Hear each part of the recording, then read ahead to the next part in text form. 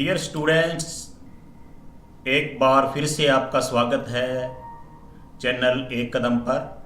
सामाजिक अध्ययन भूगोल में आज हम करने जा रहे हैं संसाधन एवं विकास का तीसरा भाग। इस भाग में हम बात करेंगे मृदा अपरदन की। मृदा अपरदन भूमि की ऊपरी परत का कटाव हो जाना, मिट्टी का बहकर चले जाना मृदा अपरदन कहलाता है। जलवायु और पेड़ पौधों की भांति मिट्टी भी हमारे लिए महत्वपूर्ण है। फसलों, पेड़ पौधों के उगने तथा मानवीय क्रियाकलापों के लिए मिट्टी आवश्यक है, परंतु जल, वायु, हिमानी तथा समुद्री लहरों एवं कई प्रकार के मानवीय क्रियाकलापों से मिट्टी का अपरदन होता है। मृदा अपरदन के जो कारक हैं, इन्हें हम दो रूपों में देखते हैं। मृदा अपरदन के दो कारक हैं, मानवीय कारक और नंबर 2 प्राकृतिक कारक। कुछ मानवीय क्रियाकलाप हैं मृदा अपरदन को बढ़ावा देते हैं। ये कारक अगर लिखित हैं। वनों की कटाई, पेड़ अपनी जड़ों से मिट्टी को पकड़े रहती है, जिससे अपरदन कम होता है। मानव ने अपनी अनेक जरूरतों को पूरा करने के लिए वनों की अंधाधुंध कटाई की है। इस कारण वनस्पति का ह्रास हुआ है। परिणाम स्वरूप मृदा अपरदन या कटाव की गति में तेजी आई है। इस चित्र में हम देख सकते हैं कि वृक्षों की कटाई और मृदा अपरदन का क्या संबंध है।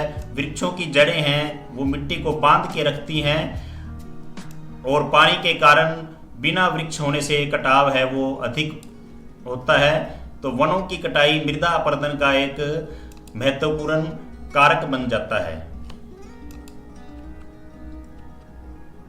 अति पशुचारण, अति पशुचारण से पशुओं के कठोर खुरों से घास का आवरण हट जाता है, जिससे मृदा ढीली पड़ जाती है। ऐसी ढीली मृदा को जल आसानी से बहाकर तथा वायु आसानी से उड़ाकर ले जाती है, जिससे मृदा का अपरदन होता है। पशुओं के खुरों से होने वाले मृदा अपरदन इस चित्र में हम देख सकते हैं। निर्माण कार्य, सड़क, रेल मार्ग, पुल, पुलिया, भवन आदि के निर्माण के समय मिट्टी की खुदाई की जाती है। इन सब कारणों से भी मिट्टी का अपरदन होता है। खनन कार्य, खनिजों को जमीन से निकालने के लिए खुदाई की जाती है। इस कारण मिट्टी उखड़ जाती है, जिससे मिट्टी का अपरदन होता है।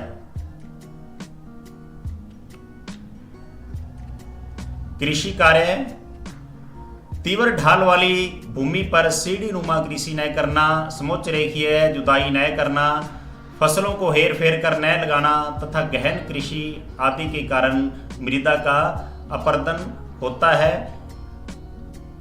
ये चित्र में हम देख सकते हैं कि कृषि कार्यों से किस प्रकार मृदा का अपरदन होता है। भूमि की ऊपरी परत, अधिक से अधिक एरिया कृषि में प्रयोग लाने के कारण भूमि की ऊपरी परत का अपरदन निरंतर होता रहता है।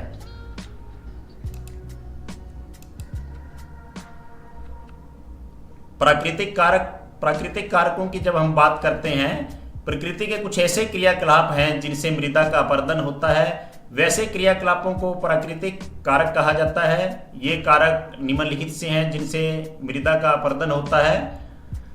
जल, जल मृदा अपरदन का प्रमुख कारक है। यह वर्षा या नदी के द्वारा मिट्टी का कटाव करती है, जिससे भूमि अपरदित हो जाती है और विश्व में मृदा अपरदन का यह सबसे बड़ा कारक है। वर्षा और नदी द्वारा अपरदन, इस चित्र में हम देख सकते हैं कि कैसे नदियां और जो बारिश है उसकी वजह से भूमि की जो ऊपरी परत है उसका कटाव हो जाता है। नदियां अपने साथ ऊपरी परत मिट्टी को बहाकर ले जाती हैं।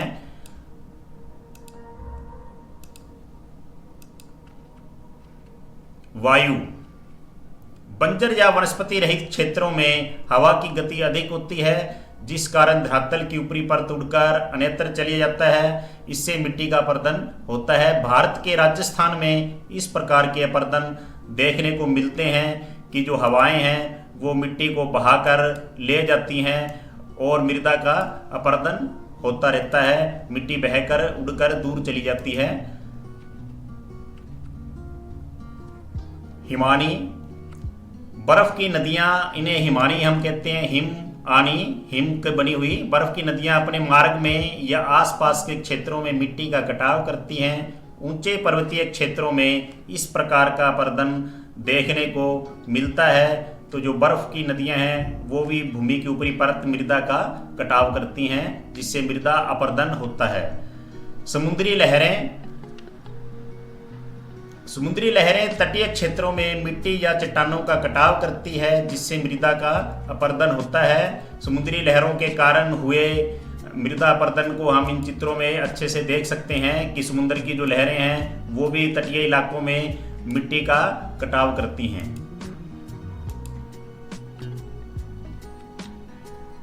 तो मिट्टी अपरदन के कारण अब हम जानेंगे कि हमारे पर्यावरण पर या क्या प्रभाव पड़ता है। तो मिट्टी अपरदन के कारण निम्न रूप से प्रभाव पड़ता है। मृदा की उर्वरा शक्ति में कमी होना, कि जो मिट्टी की उपजाऊ शक्ति है वो कम हो जाती है, क्योंकि जैसा कि आपको पहले भी बताया गया था कि जो भूमि की ऊपरी परत है उसी में उपजाऊ शक्ति होती है, जिसमें हम फसलें उगाते हैं। कृषि योग्य भूमि में कमी होना, भूमिगत जल स्तर का गिरना, पेयजल संकट तथा सिंचाई के लिए जल की कमी का होना, खतरनाक तरीके से बाढ़ आना, शुष्क और मरुस्थलीय क्षेत्र का विस्तार होना, बीहड़ तथा बंजर भूमि में वृद्धि होना, नदियों के जल स्तर में कमी होना, खाद्यान्न उत्पादन में कमी होना, स्थानीय पर्यावरण पर विपरीत प्रभाव पड़ना इत्यादि मिट्टी अपरदन के प्रमुख जो प्रभाव हैं उनको हम जान सकते हैं। तो मृदा अपरदन की रोकथाम के लिए फिर क्या उपाय किए जाएं? मिट्टी जलवायु और वनस्पतियों के जैसा ही महत्वपूर्ण है। पेड़ पौधों तथा मानवीय सभ्यता के अस्तित्व के लिए मिट्टी आवश्यक है, अतः मिट्टी के संरक्षण की जरूरत पड़ती है। तो मिट्टी अपरदन को रोकने के लिए कई उपाय किए जा सकते हैं। मिट्टी अपरदन की रोकथाम के उपाय अब हम जानेंगे। समोच्च रेखीय जुताई के द्वारा, ढाल वाली भूमि पर समोच्च रेखीय जुताई करके हम इस चीज को कम कर सकते हैं। समोच्च रेखाओं के समानांतर हल चलाने से ढाल के साथ जल के जो बहाव की गति है वो कम होती है, इससे अपरदन की क्रिया भी कम होती है। इस जुताई को समोच्च रेखीय जुताई कहते हैं और इस प्रकार की जुताई है जो हिमालय क्षेत्रों तथा आंतरिक पहाड़ी भागों में उपयुक्त है। जैसा कि हम इस चित्र में देख पा रहे हैं कि मिट्टी की जो ढाल है, ऊंचाई की जो ढाल है उसी के अनुरूप क्यारियां बनाई गई हैं, उसी के अनुरूप जुताई की गई है। इसे हम समोच्च रेखीय जुताई कहते हैं।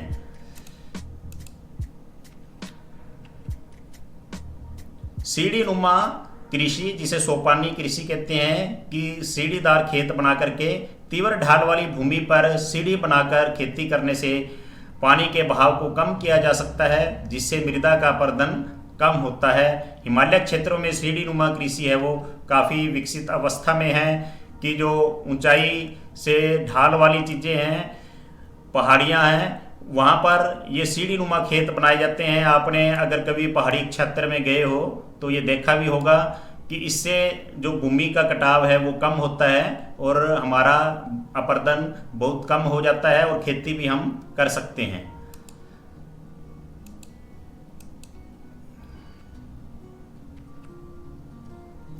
घास की पट्टियां, नीचे क्षेत्रों जहां जल बहाव की जो संभावना, तेज जल बहाव की संभावना होती है, वहां फसलों के बीच घास लगाई जाती है। इस घास की पट्टी से तेज जल बहाव के प्रभाव को कम किया जा सकता है। इस कारण मृदा का जो अपरदन है कम होता है। इस प्रकार की युक्ति पहाड़ी तथा मैदानी क्षेत्रों में अधिक लाभदायक होती है। ये चित्र में हम देख सकते हैं कि फसलों के बीच में जो घास लगा देने से पानी का बहाव मिट्टी को बहाकर नहीं लेकर जा पाता है। वृक्षारोपण, वृक्ष लगाना, पेड़ पौधों की जड़ें मिट्टी को पकड़े रहती हैं, जिससे अपरदन कम होता है। इस कारण पहाड़ी ढलानों तथा नदियों के किनारे और अन्य सभी जगहों पर पेड़ पौधे मिट्टी अपरदन को रोकने में सहायक हैं। इसलिए वृक्षारोपण मृदा संरक्षण में मददगार है। अधिक से अधिक हम वृक्ष लगा करके मिट्टी अपरदन को रोक सकते हैं। पेड़ों की रक्षक मेखला, रक्षक मेखला की रक्षक श्रृंखला बना करके पेड़ों को कतार में लगाकर रक्षक मेखला बनाई जाती है। इस रक्षक मेखला के कारण पवनों की जो गति है उसको कम किया जा सकता है, जिससे मिट्टी की ऊपरी परत हवा से कम उड़ती है, फलस्वरूप मृदा अपरदन कम होता है। पेड़ों द्वारा बनी यह रक्षक मेखला दीवार जिसके हम कह सकते हैं शुष्क तथा मरुस्थलीय क्षेत्रों में बहुत ही कारगर सिद्ध हुई है। जैसे चित्र में हम देख सकते हैं कि इन इलाकों में इस तरह पेड़ों की दीवारें बना दी जाती हैं एक तरह से, इतने एक लाइन में पेड़ लगाने से, जिसे रक्षक मेखला कहा जाता है। अति पशुचारण पर नियंत्रण। पशुओं की बेरोक टोक चराई को रोककर मृदा के अपरदन को रोका जा सकता है।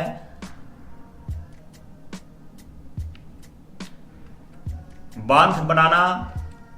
वर्षा ऋतु में नदियों में बाढ़ आने से आसपास के क्षेत्रों में मिट्टी का कटाव होता है। नदियों पर बांध बनाकर पानी को रोककर धीरे धीरे कम मात्रा में छोड़ा जाता है।